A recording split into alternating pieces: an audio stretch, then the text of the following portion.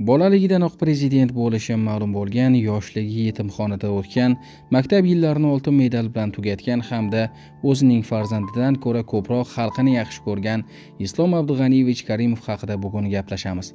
Agarda kanalimizni birinchi marotaba ko'rib turgan bo'lsangiz, obuna bo'lishni, videoga like bosishni, izohlarda esa o'z fikringizni yozib qoldirishni unutmang. Islom Karimov prezident bo'lishi boshidanoq aniq bo'lganini bilarmidingiz? O'zbekiston Respublikasining birinchi prezidenti Islom Karimovning hayot yo'li murakkab sinovlar, tinimsiz mehnat va ulkan irodaning namunasidir.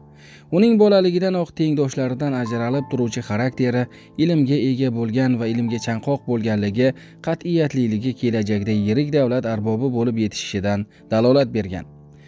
Murakkab bolalik va xarakterining shakllanishi. Islom Karimov 1938-yil 30-yanvarda Samarqand shahrida xizmatchi oilasida dunyoga kelgan. Uning bolalik yillari Ikkinchi jahon urushi va urushdan keyingi og'ir yetishmovchiliklarga to'la davrga to'g'ri kelgan. Oiladagi sharoit va davr taqozosi tufayli u ma'lum muddat yetimxonada tarbiyalanadi. Bu muhit uni erta ulg'ayish, har qanday qiyinchiliklarga chap berish va faqat o'z kuchiga ishonish tuyg'usini shakllantiradi. Tengdoshlari o'rtasida o'zining jiddiy tabiati, adolatparvarligi va qat'iy irodasi bilan ajralib turgan. U mayda-chuyda yo'llarga vaqt sarflamas, ko'proq kitob mutolaasiga va o'z ustida ishlashga e'tibor qaratgan. Islom Karimov Samarqand shahrining 21-sonli o'rta maktabida tahsil olgan. Aynan shu davrda uning zehni va yetakchilik salohiyati yaqqol ko'zga tashlanadi. U nafaqat aniq fanlar, matematika, fizika, balki gumanitar fanlarda ham birdek mukammal o'zlashtirishga ega bo'lgan. O'qituvchilari uning xotirasi kuchli ekanini va har bir masalaga chuqur tahliliy yondashganini ta'kidlashgan. Maktabni barcha fanlarni faqat a'lo baholar bilan bitirib, oltin medal bilan tamomlaydi.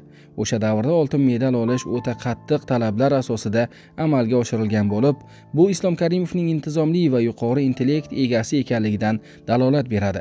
Ma'lumot uchun, Islom Karimov Samarqandda faqatgina o'sha yili bir o'zi oltin medal bilan maktabni tamomlay olgan. U maktabda o'qib yurganida o'zining jiddiy qarashlari va tartib intizomi bilan boshqalardan ajralib turgan. Unda allaqachon rahbarlarga xos bo'lgan qat'iyat bor edi.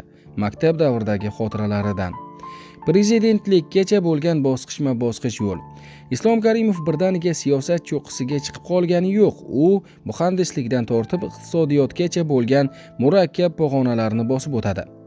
Davr, egallagan lavozimi va faoliyatlari. Oliy ta'lim yillari. O'rta Osiyo Politexnika instituti muhandis-mexanik mutaxassisligi bo'yicha, keyinchalik esa Toshkent xalqaro xo'jaligi instituti iqtisodchi mutaxassisligi bo'yicha tamomlagan. Iqtisod fanlari nomzodi. Ish faoliyatining boshlanishi.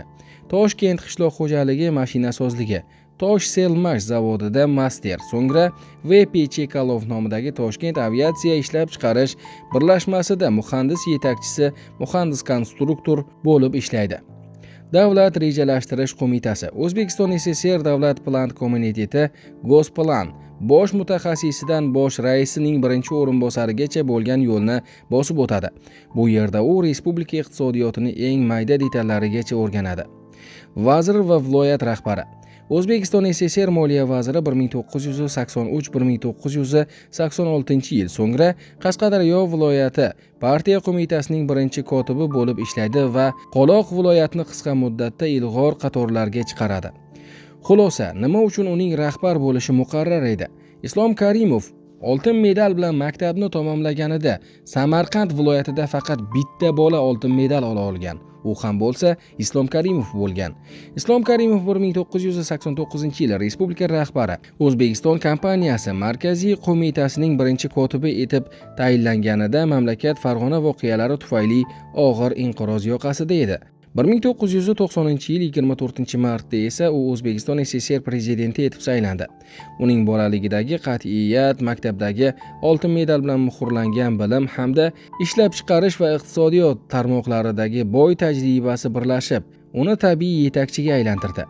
Shu sababli uning hayot yo'liga nazar solsangiz, ko'plab qiyinchiliklardan o'tgan va murakkab ilmga ega bo'lgan, kelajakda prezident bo'lishi aniq bo'lgan shaxs ekanligini ma'lum qiladi.